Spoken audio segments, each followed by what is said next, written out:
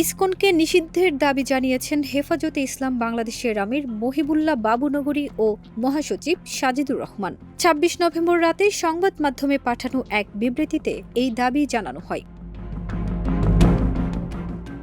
সংগঠনটির যুগ্ম মহাসচিব আজিজুল হক এক বিবৃতিতে বলেন, চিন্ময় কৃষ্ণ দাসের গ্রেপ্তারকে কেন্দ্র করে সন্ত্রাসী আক্রমণ চালিয়ে রাষ্ট্রপক্ষের আইনজীবী সাইফুল ইসলামকে কুপিয়ে হত্যা করেছে। ভারতের উস্কানি ও মদ্যে এ ষড়যন্ত্রমূলক অরাজকতা তৈরি করা হয়েছে বলে আমরা মনে করি। এ ষড়যন্ত্রের সঙ্গে জড়িত ইসকনের কর্মী সমর্থকদের দ্রুত গ্রেপ্তার করে শহীদ সাইফুল হত্যার ন্যায় বিচার নিশ্চিত করতে হবে সরকারকে।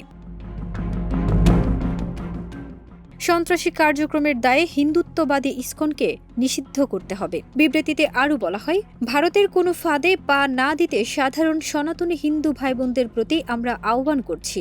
আর যারা ভারতের চক্রান্তের সঙ্গে একীভূত হয়ে দেশবিরোধী অরাজকতা তৈরি করতে সক্রিয়, তাদের বিরুদ্ধে যথোপযুক্ত ব্যবস্থা নিয়ে আইনের শাসন প্রতিষ্ঠার নজির দেখাতে হবে সরকারকে। প্রসঙ্গত, রাষ্ট্রদ্রোহ মামলায় গ্রেপ্তার বাংলাদেশ সম্মিলিত সনাতনী জাগরণ জোটের মুখপাত্র চিন্ময় কৃষ্ণ দাসকে চট্টগ্রাম আদালতে নেওয়া হলে সেখানে বিক্ষোভ করেন তার অনুসারীরা। ফারজানা নিকিতা, দেশ রূপান্তর।